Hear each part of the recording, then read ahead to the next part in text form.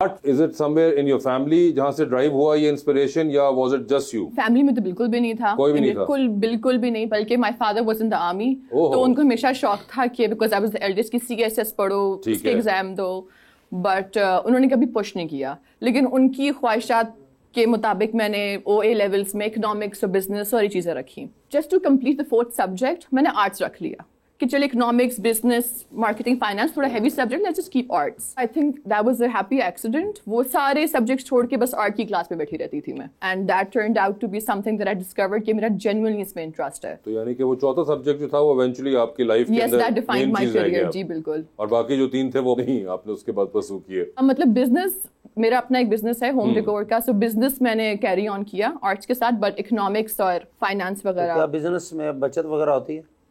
आजकल तो बिल्कुल नहीं हो रही। वजह क्या, दुकान बंद है? अबे बिजनेस है सर, बिजनेस में भी कोई गैराज होगा या कोई इस तरह की फैक्ट्री होगी, यही होगा क्या है? बताइए प्लीज। ऑनलाइन है क्या? जी ऑनलाइन है, ई-कॉमर्स है। इम्पोर्ट एक्सपोर्ट करती हूँ ऑफ इंटीरियर डेकोर के जो पीसेज होते हैं, मगर मैं बाकी अपनी जो आर्ट साइड की प्रैक्टिस है उसको अब मेजरली उसी पे फोकस हो रहा है। That was just I think that I was doing. तो आपने इतनी जल्दी शादी कर ली? आपको किसने बोला मैं जल्दी शादी की है? अच्छा जी, आप यंग लग रही है ना, मुझे तो 16-17 साल की लग रही है। I was 25 when I got married. 25? Yeah. अच्छा बाजी, क्या हाल तड़के?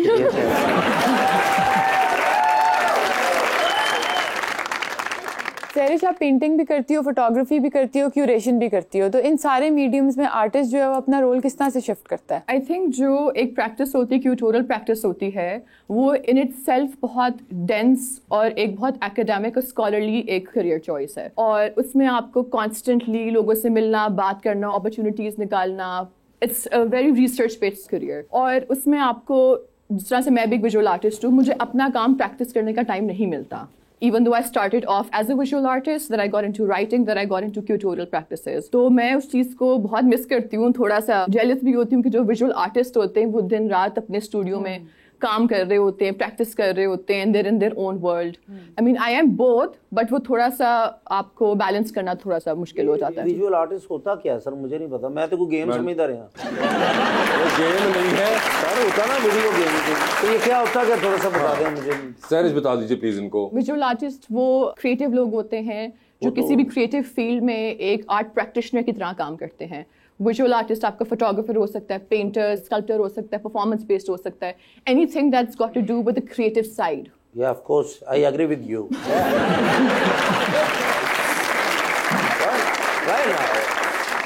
प्लीज कैरी ऑन, मेरी तो इंग्लिश मोगी है।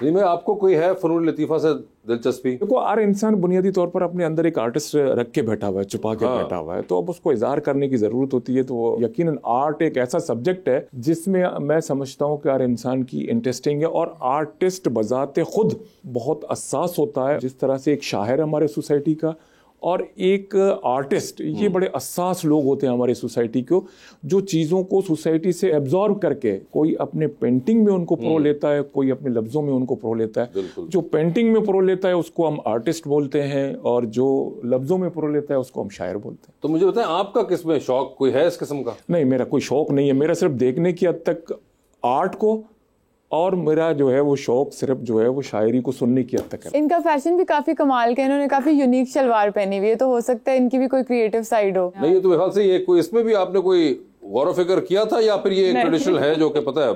नहीं, पता है आपको, ये बहुत पुराना बलोची ट्रेडिशन है कि आपका शलवार, चूंकि बलोच वो चाहे आप देखें फीमेल का ड्रेस हो या मेल का ड्रेस हो, उसमें इतनी गुंजाइश दी गई है कि आपका जो है वो पर्दे का मुकम्मल ख्याल हो। तो ये ट्रेडिशनल एक लिबास है और ये सदियों से चला आ रहा है। और सर सुना में जो बलोची होते हैं वो मेहमान नवाज बड़े होते हैं, खाने दावतें शावतें तो वही होते हैं कि? सर बिल्कुल मोस्ट वेलकम, आप आ जाए। नहीं सर, मैं ऐसा बंदा नहीं हूँ, मैं डाइट पे हूँ, मैंने नगद ही दे देना।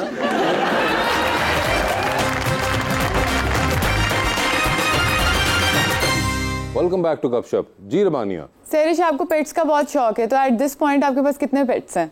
मेरे पास 3। I have 3 dogs. इस पॉइंट पे। बट हमारी क्योंकि फैमिली में हर बंदा एक पेट लवर है, so my sister in law, brother in law, everybody, सबको मिला के I think we have about 10 dogs. 3 बिल्लियां भी हैं, 10 कुत्ते, 3 बिल्लियां। 3 बिलियन डराने वास्ते 10 कुत्ते रखे हैं। नहीं, 10 कुत्तों को डराने के लिए 3 बिल्लियां रखी हैं। किस तरह बिल्लियां? अच्छा, बिल्लियों से कैसे डर सकते हैं? बिल्लियां बड़ी खतरनाक चीज होती हैं। आपके पास हैं वो तो खतरनाक ही होंगी। मगर ये तो बड़े हैवी नंबर एक है, 10 कुत्ते। आपके तो कोई घर के अंदर घुसने की जरूरत नहीं करता होगा। बिल्कुल भी नहीं। हाँ, नहीं, मगर still having 10 dogs in the house एक बड़ा वो। But we enjoy it there like. कभी ऐसा हुआ कि ਤੁਹਾਡਾ डॉग ही ਤੁਹਾਨੂੰ पै गया? नहीं, कभी भी नहीं। कुत्ता ही नहीं है? नहीं, कुत्ते में वफादारी अलग किस्म की है। क्या ओए बात होए है। होए। चलिए, अच्छी ये बात देखें, आप मुझसे पूछ रहे हो, आपको भी रखना चाहिए। कोई आप रिकमेंड करेंगे इनके लिए? ये तो आई थिंक चिवावा रख सकते हैं। चिवावा? एक छोटा सा जो डॉगी है, आप गूगल करिएगा, वो आपके साथ। चिवावा? चिवावा एक ब्रीड आप सेफ्टी के लिए भी इनको कुछ रिकमेंड कर दें। मेरे को की हुंदा कि यार 200-300 रुपया हुंदा, मेरा किन्ने खो लेना है। मगर नहीं, सेफ्टी बड़ी जरूरी होती है। क्यों सलीम भाई, सेफ्टी भी तो बहुत एक जरूरी चीज है या नहीं है? अब बिल्कुल जरूरी है, बिल्कुल जरूरी है। और मैं कहता हूँ शहर ने बहुत अच्छा मशवरा दे दिया और वो सजेस्ट जो किया उसने। मैं नोटिस कर रहा हूँ, जो वो कह रही है मान रहे हैं, बड़ा आपके दिल को लग रही है सारी बातें।